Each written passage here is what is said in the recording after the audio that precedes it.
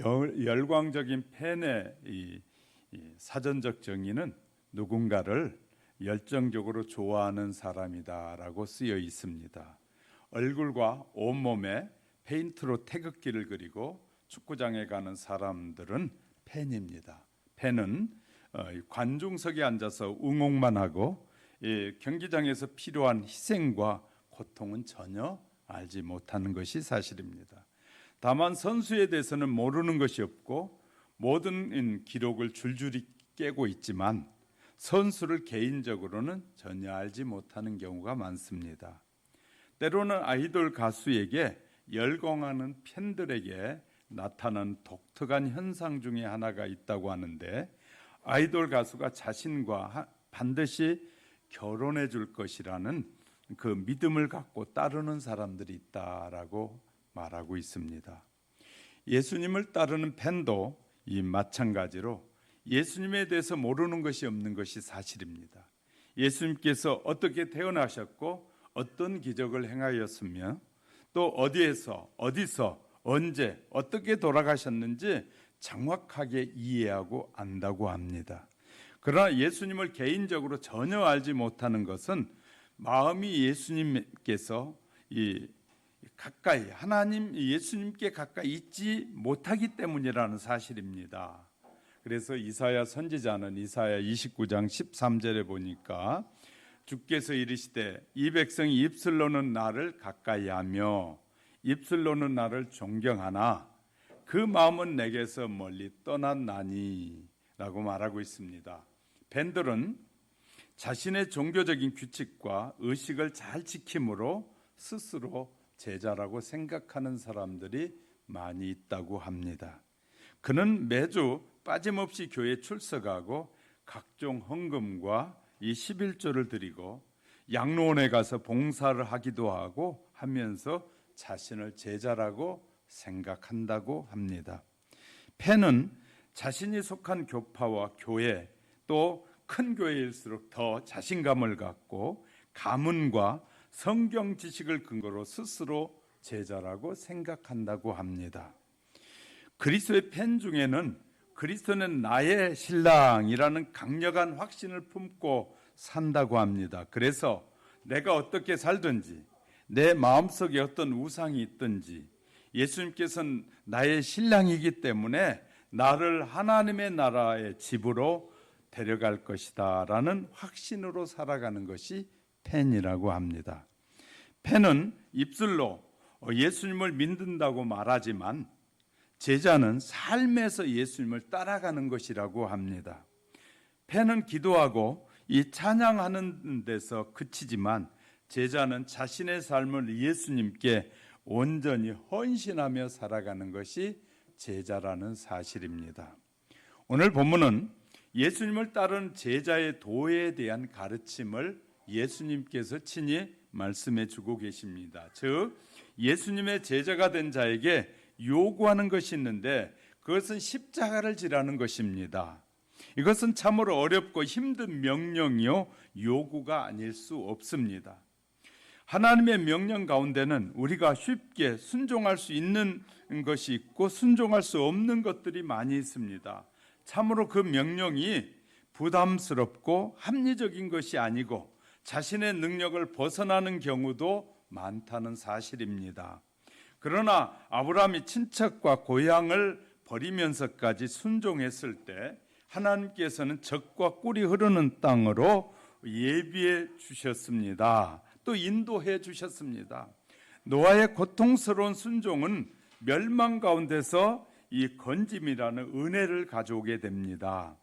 지금 부당하고 부담스러운 명령이라도 믿음으로 순종할 때 그것은 보이지 않는 미래의 축복을 심는 것이라는 것이죠. 환난을 피하는 길이기도 하다는 사실입니다. 그러나 참다운 주님의 제자가 된 이 본분을 다하기 위해서는 이 명령에 순종하는 길 외에는 다른 길이 없다는 사실을 기억하셔야 할 것입니다. 그러면 본문을 통해서 팬에서 제자의 길을 가려면 십자가를 지는 구체적인 방법들을 살펴가는 사이에 큰 은혜가 우리 모두에게 임하시기를 주님의 이름으로 축복합니다. 첫째는 누구든지 예수님의 제자가 될 가능성이 있다는 것입니다. 세계는 다양한 교파가 거대한 팬클럽을 운영하고 있습니다. 그런데 그들 모두 그리스도를 슈퍼스타로 모시고 있다는 사실을 아십니까? 예수님께서는 자신을 따르는 수많은 팬클럽 회원들에게 말씀하시기를 본문 26절 7절에 무릇 내게 오는 자가 자기 부모와 처자와 형제와 자매와 더욱이 자기 목숨까지 미워하지 아니하면 능히 내 제자가 되지 못하고 누구든지 자기 십자가를 지고 나를 따르지 않는 자도 능히 내 제자가 되지 못하리라 하셨습니다. 온 마음과 인생을 바쳐서 이 그리스도를 따를 때 때로는 부모님의 반대를 받을 수 있고 호적에서 이름을 파버리겠다는 질책을 들을 수도 있을 것입니다. 예수님께서는 부모와 처자와 형제와 자기 목숨까지 미워해야만이 제자가 될 수 있다는 이 말씀의 뜻이 무엇일까요? 가족을 예수님보다 더 사랑하면 제자가 될 수 없다는 뜻이기도 합니다. 여기에서 미워하라는 표현은 제자의 길을 걷기 위해 예수님을 어느 정도까지 사랑해야 하는지와 사랑한다는 반쪽 마음으로 결코 제자가 될 수 없다는 말씀이기도 합니다. 산헤드린 회원이었던 니고데모는 예수님에 대해서 깊은 관심을 가지고 있었습니다. 그리고 제자가 되려면 엄청난 대가가 따른다는 사실도 알고 있었던 것입니다. 자, 그래서 남몰래 예수님의 팬으로 남아 있으면 잃어버릴 것도 별로 없지만 제자의 길을 걸으면 그의 인생이 송두리째 흔들리게 된다는 사실을 너무나 잘 알았습니다. 그래서 이 니고데모가 예수님을 밤에 찾아온 이유가 거기에 있다고 요한복음 3장 2절에 보면 그가 밤에 예수께 와서라고 예수님은 설명하셨습니다. 제자는 때때로 예수님과 동행하려면 직장을 버릴 수도 있어야 하고 주변 사람들의 인정과 인기를 잃어버릴 수도 있다는 것입니다. 그러나 팬은 예수님 때문에 생활이 조금 변하는 것은 감수할 수 있으나 예수님 때문에 자신의 생활이 무너지고 흔들리는 것은 결코 허락하지 않는 것이 팬이라고 합니다. 팬은 이 약간의 손실만으로 예수님을 따를 수 있지만 예수님은 깊은 헌신과 희생을 우리에게 요구한다는 것입니다. 팬은 교리와 가르침만을 받기를 원하지만 예수님은 복음과 그 진리에 순종하기를 원하신다는 것입니다. 예수님은 니고데모가 밤에만 찾아오지 말고 다른 사람들이 지켜보는 낮에도 만나서 동행하기를 원하셨다는 것입니다. 이러한 예수님의 초청을 니고데모에게는 매우 거북스러운 부담이 되었습니다. 얼마의 시간이 흐른 후에 예수님을 고소하는 산헤드린 회의가 열리자 니고데모는 처음으로 예수님을 공개적으로 옹호하기를 요한복음 7장 50절 51절에 보니 전에 예수께 왔던 니고데모가 그들에게 말하되 우리 율법은 사람의 말을 듣고 그 행한 것을 알기 전에 심판하느냐라고 말하는 것을 보아서 더는 믿음을 마음속에 간직할 수 없었던 것 같습니다. 직장을 잃어버리고 평판이 망가지면서 인생 전체가 위험에 빠지는 그런 결단을 니고데모가 내렸다는 것입니다. 바로 그 순간이 니고데모가 팬의 길을 떠나서 제자의 길을 걸어가는 순간이라는 것입니다. 산헤드린 회원들이 52절에 보니까 너도 갈릴리에서 왔느냐라고 위협도 하지만 니고데모는 갈릴리 출신 예수 그리스도의 뒤를 따르다가 서기 1세기 어느 날 그는 예수님을 위해 순교자가 되었다는 사실을 기억하시기 바랍니다. 성경에서 전해주는 믿음의 사람들은 모두가 제자가 되는데 대가를 다 지불했다는 사실을 아십니까? 노아는 산 위에 방주를 지으라는 하나님의 명령을 따르기 위해서 세상 사람들에게 조롱을 받고 위협 속에서 방주를 지어야만 했습니다. 모세는 하나님을 따르기 위해서 이집트 왕 앞에 목숨을 걸고 서야만 했습니다. 다니엘은 페르시아 왕의 명령을 거절하고 하나님을 섬김으로써 사자굴에 던져지기도 하였습니다. 다니엘의 세 친구는 우상에게 경배하지 말라는 둘째 계명을 지키기 위해서 풀무불 속에 들어가야만 했습니다. 뿐만 아니라 사도 바울은 그리스도의 제자가 되는데 대가를 처절하게 지불했다라고 고린도후서 11장 23절에서부터 27절에 자세하게 고백하고 있다는 것입니다. 오늘의 설교자들은 마치 중고차 세일즈맨이나 텔레비전에 나오는 쇼핑 호스트처럼 복음을 전하는 지도자들이 많이 있습니다. 하나님의 말씀이 사람들의 마음에 부담을 주는 용어는 최대한 감소시키고 세속적인 만족을 충족시키는 것을 강조함으로써 사람들을 끌어모으려고 하고 있습니다. 그래서 믿기만 하면 영원히 살 수 있다. 단 한 번의 회개로 모두 죄를 용서받고 또 영생을 받을 수 있다고 말하기도 하고, 예수님을 영접하면 불타는 지옥을 피해서 낙원에 영원히 살 수 있다는 말을 할 뿐만 아니라 이런 설교보다 더 노골적인 설교들이 많이 하는데, 돈방석에 앉고 싶습니까?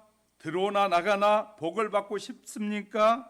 누구든지 예수님을 영접하고 기도하면 하나님께서 당신을 위해서 준비해 놓은 건강과 이 재물을 통째로 받을 수 있습니다. 죄를 버릴 수는 없지만 긍정적인 사고방식을 가질 수는 있습니다. 누구든지 나에게 안수받으면 은사를 다 받을 수 있습니다. 이런 설교에 열광하는 사람들은 전형적인 팬클럽 회원들이라는 사실입니다. 그리스도의 팬들은 아무런 대가가 없이도 모든 것을 주는 종합 선물 세트 같은 복음을 듣기를 원하고 있습니다. 그리스도의 팬클럽 회원들이 교회를 향하여 하는 요구를 자세히 보면, 나는 예수님을 정말 사랑하고 믿습니다. 그러나 예수님의 발자취를 따르는 말은 하지 말아주세요. 주일마다 교회에 참석하는 것은 할 수 있습니다. 식사 기도도 열심히 할 수 있습니다. 자동차 범퍼에 예수님의 물고기를 붙이고 다닐 수도 있습니다. 창문에는 I love Jesus라는 스티커도 붙이고 다닐 수 있습니다. 예수님 때문에 제 생활에 방해받고 싶지는 않습니다 라고 말하는 것이 팬들입니다. 성경이 말하는 진실을 살펴보면 회개 없이는 용서가 없다. 죄를 버리지 않고 회개하는 것은 있을 수 없다. 십자가 없이 면류관은 없습니다. 자기가 죽지 않으면 생명을 얻을 수 없습니다. 순종하지 않는 믿음은 거짓 믿음입니다. 개혁이 없는 신앙은 자기 기만입니다. 의의 열매가 없는 삶은 사탄의 사기극입니다. 모든 축복에는 반드시 조건이 있습니다. 구원은 오직 믿음으로 얻지만 행함이 없는 믿음은 죽은 믿음이라고 말하고 있습니다. 우리는 이 사도 야고보의 가르침을 가볍게 여겨서는 안 될 것입니다. 이 야고보서 2장 18절 19절에 보면, 너는 믿음이 있고 나는 행함이 있으니 행함이 없는 내 믿음을 내게 보이라. 나는 행함으로 내 믿음을 내게 보이리라 하리라. 내가 하나님은 한 분인 줄 믿느냐? 잘하는도다. 귀신들도 믿고 떠느니라 라고 말씀하고 있습니다. 미국에서 당신은 중고차 세일즈맨 같다라는 말을 한다면 그것은 상대방의 인격을 매우 모독하는 표현이라고 말합니다. 왜냐하면 중고차 세일즈맨은 100% 진실을 말하지 않고 50%의 진실을 말하기 때문이라고 합니다. 그 이유는 팔려는 자동차의 문제점을 말하지 않고 좋은 점들만 과장 포장해서 하기 때문에 중고차 세일즈맨의 신뢰도는 매우 낮다고 합니다. 이처럼 오늘날 많은 교회가 100%의 진실을 말하지 않고 50% 진실이 아닌 복음을 전하기도 합니다. 교인들의 숫자가 줄어들고 헌금이 떨어지는 것이 두려워서 교인들에게 그리스도의 제자가 되는 대가가 무엇인지를 말하여 주고 설교하지 않는다는 말입니다. 성경은 예수님을 따르는 대가를 말하고 있습니다. 그에 준하는 축복도 또한 약속하고 있다는 사실을 믿는 주님의 제자들이 되시기를 주님의 이름으로 축복합니다. 둘째, 제자가 되려면 어떤 대가가 필요로 할까요? 예수님을 영접하고 그리스도인이 된다고 결심할 때 모든 사람은 제자가 되기 위해서 치러야 할 비용과 대가를 생각해 보아야 한다는 것입니다. 오늘 본문 28절에서 30절에 보면 너희 중에 누가 망대를 세우고자 할진대 자기의 가진 것이 준공하기까지에 조갈는지 먼저 앉아 그 비용을 계산하지 아니하겠느냐. 그렇게 하지 아니하여 그 기초만 쌓고 능히 이루지 못하면 보는 자가 다 비웃어 이르되 이 사람이 공사를 시작하고 능히 이루지 못하였다 하리라. 예수님께서 제자가 되기를 원하는 사람들에게 어떤 대가가 따르는지 미리 계산해서 정확하게 계산해 본 후에 따라오라고 말씀하시는 것입니다. 그러나 팬들은 비용과 대가에 대해서는 관심이 없습니다. 계약금도 필요 없고 원금도 없이 공짜로 하늘나라에 들어가려고만 합니다. 그런 사람들은 편안하게 예수를 따라다니지만 결국에는 제자가 되는 대가를 지불하지 않기 때문에 예수님은 너가 도무지 누군지 모른다라는 주님의 음성을 듣게 될 것입니다. 그래서 예수님께서는 처음부터 제자가 되는 대가가 존재한다는 사실을 분명하게 우리에게 말씀해 주고 있습니다. 예수님을 따르려면 직장을 잃어버릴 수도 있고 예수님을 잘 따르는 제자가 되려면 가족을 잃어버릴 수도 있으며 심지어 목숨까지도 잃어버릴 수 있다는 사실을 분명하게 말씀해 주셨다는 사실을 잊지 마시기 바랍니다. 어떤 사람이 제자일까요? 누구나 태어나면서부터 좁은 길을 좋아하고 진리를 사모하는 사람은 아무도 없을 것입니다. 오직 거듭나고 변화된 마음을 가진 사람들만이 제자의 길을 끝까지 걸어갈 수 있다는 사실입니다. 그런데 문제는 마음을 변화시키기 위해서 우리가 할 수 있는 방법이란 아무것도 없다는 사실입니다. 그래서 우리가 할 수 없는 모든 것을 성령님께서 해주신다라고 약속하고 있는 것입니다. 성령님께서 우리의 마음과 인생 속에 들어오셔서 하나님의 사랑과 은혜 가운데서 거하게 하면서 살아갈 수 있게 도와주신다고 바울은 빌립보서 2장 5절에서 너희 안에 이 마음을 품으라 곧 그리스도 예수의 마음이니 예수의 마음을 품는 자에게는 변화가 일어나게 됩니다. 성품과 생각에도 변화가 나타나게 됩니다. 생활 속에서도 변화가 드러나게 될 것입니다. 과거 옛 생활과 현재 사이에 분명하게 차이가 드러나게 된다는 것입니다. 신앙과 성품은 일시적이 아니고 지속적으로 선행을 통해서 나타나게 된다고 말씀해 주고 있는 것입니다. 일시적으로는 성령님의 변화시키시는 능력과 은혜 없이도 본인 스스로 노력으로 어느 정도는 도덕적인 사람이 될 가능성이 있습니다. 사람들에게 존경받고 예의 있게 행동할 수도 있습니다.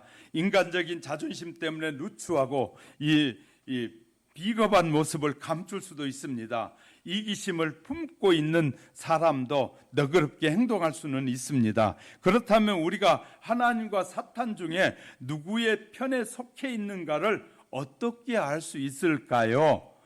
누가 우리의 마음을 지배하고 있는가라는 사실을 아셔야 합니다. 생각이 누구에게 가 있는지를 보아야 할 것입니다. 여러분은 누구에 대해서 또 말하기를 좋아하십니까? 여러분의 애정과 관심이 어디에 몰려 있습니까?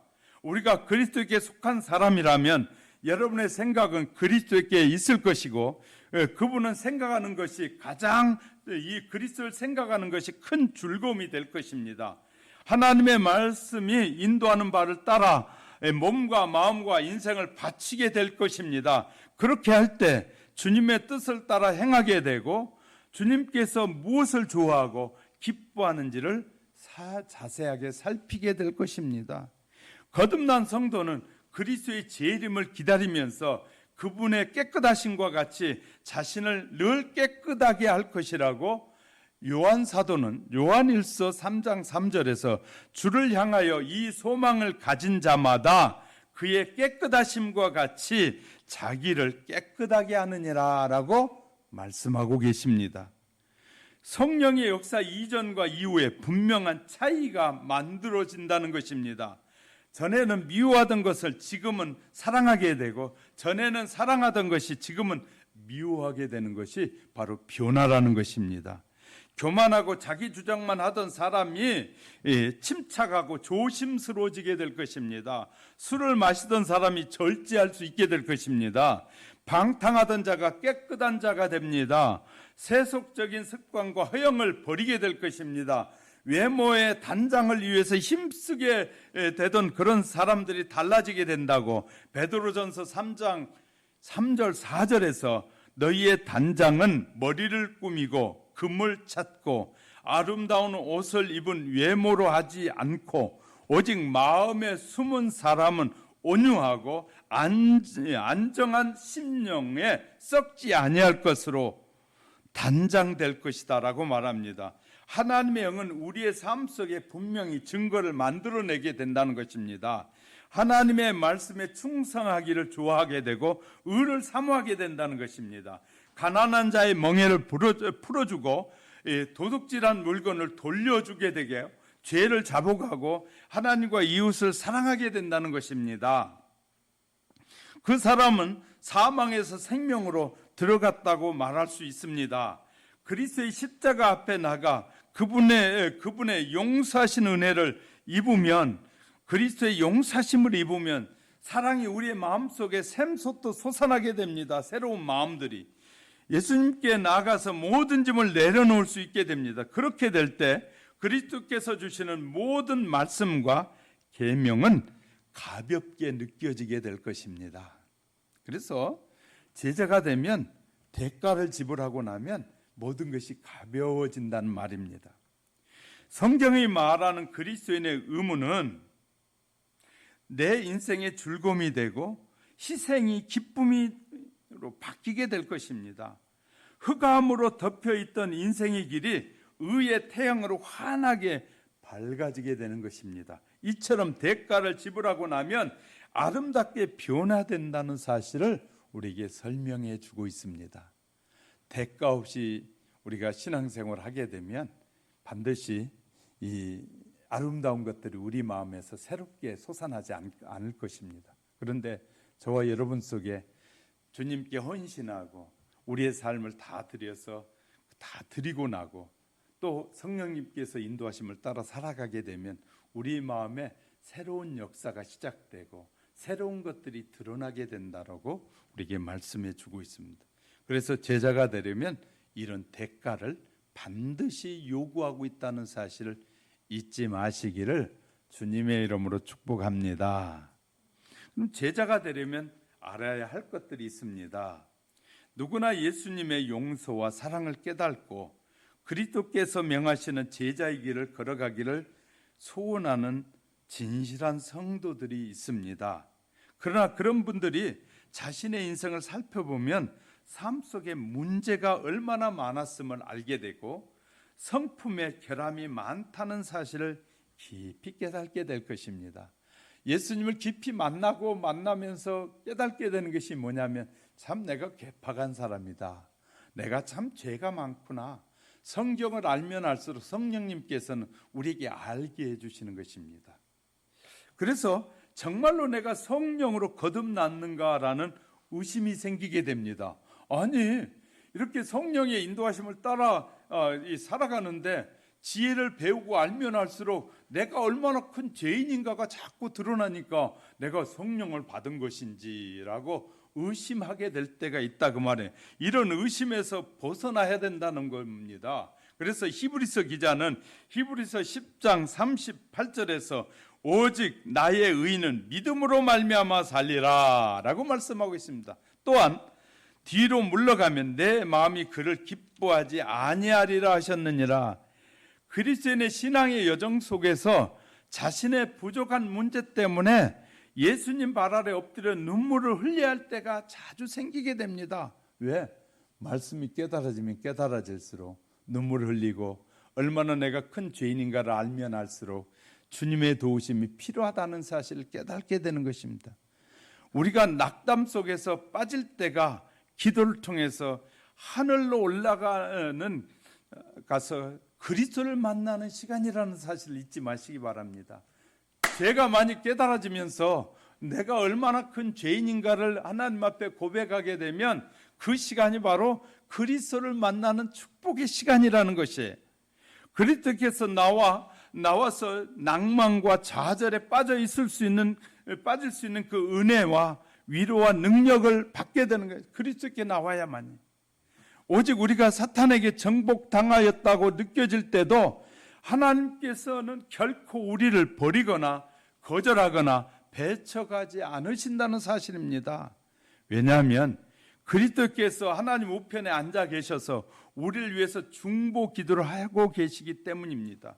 그래서 요한일서 2장 1절에 보니까 나의 자녀들아 내가 이것을 너희에게 쓰면 이렇게 기록하고 있으면 너희로 죄를 범치 않게 하려 함이라. 만일 누가 죄를 범하여도 아버지 앞에서 우리에게 대언자가 있으니 곧 의로우신 예수 그리스도시니라. 예수님께서 우리가 죄에 대하여 스스로 낙심하게 될 때 염려하지 말라고 합니다. 이 요한복음 16장 27절에 아버지께서 친히 너희를 사랑하심이니라 라고 말씀하셨습니다. 다시 말해 설교를 들으면서 하나님이 날 축복해 주신다. 그래 저 말씀은 내 축복이야. 아멘 아멘. 아멘은 그때는 잘해요. 그런데 사람들이 죄가 드러나기 시작합니다. 내가 미워했던 사람들이 생각나고 그럴 때 목사님은 꼭 저런 소리나 해야 되는지 그렇게 생각할 때 그것이 사탄의 유혹이라는 사실을 잘 깨닫지 못하는 사람이 참 많은 것 같아요. 내가 성령으로 충만해지면 충만해질수록 미워하는 것이 드러나고 나의 죄가 자꾸 드러나는 것은 성령의 역사입니다. 허물이 드러나고 그런 것들이 허물이 보여지는 것은 감사할 일이고 하나님 앞에도 나와서 자백하고 회개할 일이거든요. 저 일은 남의 일이 아니라 내 일이라고요. 내가 다른 사람이 저 사람이 들어야 할 설교다라는 생각을 갖게 되는 것은 사탄이 나의 죄는 감추고 저 사람의 죄야라고 다른 사람에게 죄를 전가하는 것입니다. 그 다른 사람의 죄의 모습을 통해서 나의 죄가 드러나고 있는 것이거든요. 내가 그런 성품이었고 내가 그런 마음이었다는 사실을 성령께서 알게 하시는데 그것을 모르는 사람이 참 많은 것 같더라고요.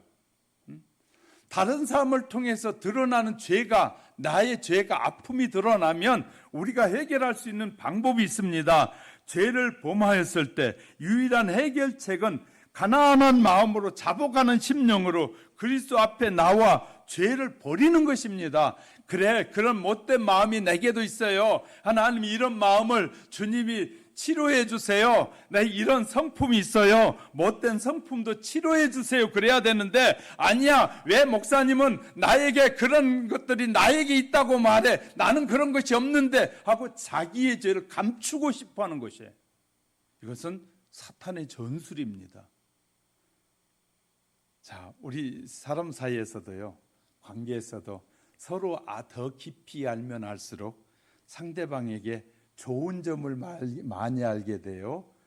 안 좋은 점을 알게 돼요. 처음에는 좋은 점을 알고 사귀게 되잖아요. 그러나 깊이 알면 알수록 좋은 점만 보여요? 나쁜 점만 보여요? 나쁜 점이 훨씬 많이 보이기 시작해요. 그러면 그 나쁜 점을 보고 흉보고 판단하라고 나쁜 점이 보이는 것이 아니라 그 부족한 점을 보일 때 그를 위해서 기도해주고 그런 것이 보이지 않고 더욱 성숙한 사람으로 변화되라고 기도해 주는 것입니다. 할렐루야. 우리는 더 깊이 알면 알수록 허물이 많이 보일 때 그런 부분들을 기도함을 통해서 성령님이 고쳐주시고 성령님이 치료하실 뿐만 아니라 저 사람에게만 그런 성품이 있는 것이 아니라 내 눈에 보여질 땐 내게도 있다는 사실을 알게 하시는 거예요. 할렐루야. 그러므로 내가 하나님 앞에 고백하면 상대방의 허물이 허물로 보이지 않고 뭘로 보인다고요? 아, 하나님이 저를 통해서 쓰시는구나. 저를 통해서 하나님이 낮추시는구나. 저런 단점을 통해서 하나님이 고치고 계시구나를 알게 될 것입니다. 그러니까 사탄은 보면서 그래, 저 사람 뭐 단점이 많잖아, 허물이 많잖아, 네가 손가락질해, 그러면 저 사람이 너한테 꼼짝을 못할 거야. 사탄의 전략입니다. 주의 말씀은 저 사람을 통해서 나의 죄를 발견하는 거야. 다른 사람의 허물을 통해서 나의 허물을 발견하는 것이 성령의 역사입니다. 성령님은 나에게 관심이 있는 것이지 나로 하여금 다른 사람에게 관심을 갖게 하는 것이 아닙니다. 성령은, 주님은 나에게 가까이 오면 가까이 올수록 나의 허물과 죄가 얼마나 큰 것인가를 발견한 나는 해결하는 방법은 하나님, 그렇습니다. 나는 이런 모습입니다. 나는 천한 사람입니다. 이렇게 나는 못된 사람입니다. 나는 이런 인간입니다. 라고 하나님 앞에 고백하면서 그런 나를 고쳐주시고 그런 나를 성숙시켜 주시고 그런 나에게 주의 십자가의 사랑과 은혜와 자비와 긍휼을 베풀어 달라고 기도하는 것이 자기를 성숙하게 하는 길입니다. 할렐루야. 성령을 알면 알수록 우리는 말씀을 통해서 우리의 허물이 더 많이 드러나게 됩니다. 그 허물을 하나님은 어떤 허물이든지 고백하면 지우시고 덮으십니다. 사람들은 허물을 보면 드러내서 쾌감을 느끼려고 할 때가 많고 그 허물을 통해서 다른 사람을 자기 손 안에 끌고 가려고 할 때가 많지만 하나님은 우리가 허물을 보면 볼수록, 추악한 모습을 보면 볼수록 더 그걸 내놓고 기도하기를 원하시는 거예요. 할렐루야. 하나님 앞에 내놓을 때 우리 안에 있는 모든 추악한 것들이 다 드러나고 치료되어진다는 것입니다. 할렐루야. 그래서 다른 사람을 통해서, 설교를 통해서 들려지는 그런 허물들이 느껴지고 내 기분 나쁜 마음이 생길 때 그 부분이 내게 있다는 사실을 기억하고 하나님 앞에 더 회개하고 기도하면 여러분은 더 성숙한 하나님의 사람이 될 것입니다. 죄를 범했기 때문에 구원을 잃어버릴 수 있다는 사실 저희 이런 사실을 잊어버리지만 수많은 사람들이 왜 죄와 허물에서 벗어나지 못하고 구원에서 잊어버리냐면 죄를 발견했는데 이게 품고 내놓기 싫어해요. 죄가 드러났으면 주님 앞에 내어놓으면 하나님이 치료하시는데 내놓기 싫어해. 부끄러워해. 사람 앞에 부끄러워하는 사람들, 하나님 앞에는 부끄러워하지 않아도 되거든요. 사람 앞에 내가 살인을 했다 그러고 못된 짓을 했다 그러면 사람들은 비웃어요. 그런데 하나님 앞에 내어놓고 고백하면 하나님은 치유하시는 분이에요. 할렐루야. 이런 사실들을 너무나 많은 사람들이 몰라서 성숙의 길을 가지 못하고 있습니다.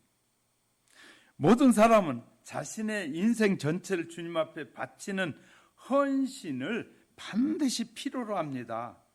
왜냐하면 우리 자신을 그리스도께 드리면 우리 속에 선한 일을 시작하신 이가 예수 그리스도의 재림의 날까지 그 일을 이루시기 때문에, 그래서 빌립보서 1장 6절에 보면 너희 속에 착한 일을 시작하신 이가 그리스도 예수의 날까지 이루실 줄을 우리가 확신하노라. 그 말은요, 예수님이 우리에게 선한 일을 시작하는, 착한 일을 시작했다는 것은 다른 사람에게 착한 일이 중요한 것이 아니라 가장 먼저 내 안에 죄들을 드러내는 것입니다. 할렐루야. 내 안에 못된 것들을 다 끄집어내서 하나님 앞에 다 쏟아놓는 것입니다. 이거 다 쏟아놓으신 이가 언제까지? 이 예수의 재림의 날까지, 그리스도의 재림의 예수의 날까지 다 쏟아내고 나면 우리가 정결하고 깨끗하여 하나님의 나라에 들어가게 되는 것이에요. 할렐루야. 제자의 길을 걷는 사람들이 반드시 이해해야 할 영적 원칙인 것입니다. 그것은 우리가 예수님께 가까이 갈수록 자신의 허물이 더 많아지고 더 분명하게 드러나 보인다는 것입니다. 그러니까 우리는요, 이런 사실들을, 성령의 음성을 잘 들으려면 우리의 죄가 주님이 깨닫게 할 때마다 뭘 잘해야 되냐면 고백을 잘해야 돼요. 제가 자주 말씀드리잖아요. 잘못 말을 그냥 생각 없이 쏟아놨다가 순간에 딱 깨닫게 된다고 말씀드렸잖아요. 그때 저는 바로 고백합니다. 하나님, 용서해 주세요. 내가 참 이렇게 실수를 많이 해요. 허물이 많습니다라고 고백할 때마다 나의 허물들이 전부 다 모여진다고, 씻겨지고 지워진다고 말해요. 주님 앞에는 부끄러울 것이 없습니다. 어떤 죄도 주님 앞에 다 내려놓으면 다 치움을 받을 수 있습니다. 사람 앞에 우리의 허물을 드러내면 사람들은 그것을 통해서 우리의 이 연약함을 자꾸 드러내려고 합니다. 그러나 주님은 우리의 연약함이 아니라 그걸 드러냄을 통해 우리를 온전하게 하신다는 것입니다. 할렐루야. 이런 사실 우리가 발견해야 됩니다. 그래야 좋은 제자가 되는 길입니다. 그리스도의 은혜로 변화된 사람은 그리스도의 성품과 생애를 날마다 바라보고 그것을 담고자 하는 거룩한 충동을 느끼게 되는 것입니다. 그래서요, 팬은 자기가 좋아하는 이 연예인이나 그런 사람들이 있으면 막 쫓아다니다가 자기 마음에 안 들면 한순간에 돌아서 버립니다. 팬클럽에 빠져버리고요. 그 다음부터는 그를 이제 욕하기 시작합니다. 뭐가 허물이 많다, 뭐가 많다. 그러니까 교회 안에도 그런 사람들이 있다고 해요. 목사를 보고 신앙생활 하는 사람은 어느 날부터 목사의 허물이 드러나면 그때부터 목사를 난도질하기 시작한다고 그래요. 목사를 통해서 예수님을 만나야 되고, 목사를 통해서 성령님을 만나야 되고, 목사를 통해서 하나님의 은혜를 경험해야 되는데, 목사만 자꾸 바라보면 결국은 목사도 가까이 오면 할수록 허물만 보이게 될 것입니다. 목사가 증거하는 삶, 목사가 말하는 모든 말을 통해서 하나님을 만나고 예수님을 만나 성령님을 만나야 목사를 바라보는 여러분의 눈도 오랫동안 변함없이 하나님의 종으로 바라보게 될 텐데, 어느 날부터 돈 좋아하는 모습을 보게 하면 우리 목사님도 돈만 좋아하는 목사님이네 하고 나면 그 다음부터 존경심이 사라지게 될 거고, 우리 목사님 먹방이네 하면 먹는 것만 좋아하는 목사님이네 하고 보면 그 다음부터는 거룩함이 사라지게 됩니다. 목사도 허물이 많고 부족함이 많아요. 그런데 목사가 증거하는 그 예수, 근데 많은 지도자들이 예수를 말하지 않고 하나님을 말하지 않고 성령님을 말하지 않고 자기 자랑하게 되면 언젠가는 자기의 허물이 드러나게 될 것입니다. 우리는 우리 자랑하는 사람으로 부름받은 것이 아니라 예수 자랑, 성령님 자랑, 하나님 자랑하라고 부르셨어요. 할렐루야. 저와 여러분의 모두가 제자로 부르신 것은 하나님을 높이고 그분의 이름을 영화롭게 하고 그의 뜻을 이루라고 우리를 부르신 것입니다. 그래서 하나님을 영화롭게 기쁘게 하는 저와 여러분도 그러고 저도 다 그 성삼위 하나님을 높여드리다 보면 우리 모두가 거룩해지고 주님 앞에 서는 날 부끄러움이 없는 사람으로 서게 될 줄 믿으시기 바랍니다. 그것이 제자의 길을 걷는 길입니다. 우리는 팬에서부터 이제 제자의 길로 넘어가야 됩니다. 그래서 제자의 길을 걷는 저와 여러분이 될 수 있기를 주님의 이름으로 축복합니다. 이제 말씀을 정리합니다. 하나님께서 말씀하시는 천국은 누구든지 갈 수 있습니다. 그러나 소중한 것은 대가가 따른다는 사실을 기억하셔야 됩니다. 자기 도취에 빠져서 열광적으로 팬의 길에서 일시적으로 만족감에 빠져듦에서 벗어나야 할 것입니다. 그리고 모든 사람에게 죽음과 영원한 삶의 심판이 기다리고 있다는 사실을 잊지 마셔야 할 것입니다. 영원한 생명의 길로 가는 길이 바로 제자의 길이라는 사실을 깨닫고 우리 모두 그 제자의 길을 걸어가는데 필요한 지혜와 능력과 권세로 충만할 뿐만 아니라 성령님의 인도함을 통해서 늘 제자의 길을 힘차게 걸어가는 하나님의 사람들이 될 수 있기를 주님의 이름으로 축복합니다. 축복합니다. 할렐루야. 기도하겠습니다. 참 고마우신 하나님 아버지, 은혜를 감사합니다. 오늘도 귀하고 복된 날 우리에게 말씀해 주시고 이 팬의 길과 제자의 길이 무엇인지를 알게 하신 하나님, 우리는 분명히 예수님의 제자의 삶을 살기 원합니다. 예수님께서 가신 그 십자가의 길을 힘차게 함께 십자가를 지고 걸어가기 원합니다. 좁은 길이지만 즐거움으로 가기 원합니다. 좁은 길이지만 감사하며 가기 원합니다. 반드시 우리가 영원한 축복을 누리기 위해서는 우리가 이 땅에서 반드시 치러야 될 대가가 있다는 사실을 잊지 않게 없어서, 소중한 것일수록 대가가 많이 지불된다는 사실을 우리는 압니다. 세상의 금은 보화는 비싸고 이 사람들이 소중하지 않게 여긴 것은 이 싼 것처럼, 우리는 구원은 싼 것이 아니라 정말 우리가 치루어야 할 가장 값어치 있는 것이 우리의 구원임을 잊지 않고 영원한 구원을 향해서 힘차게 달려가는 제자의 길을 걷는 믿음의 사람들이 다 되도록 축복해 주시옵소서. 우리를 억만 죄악 가운데서 긍휼히 여기시고 도우시고 축복하시는 예수님의 이름으로 기도드립니다. 아멘.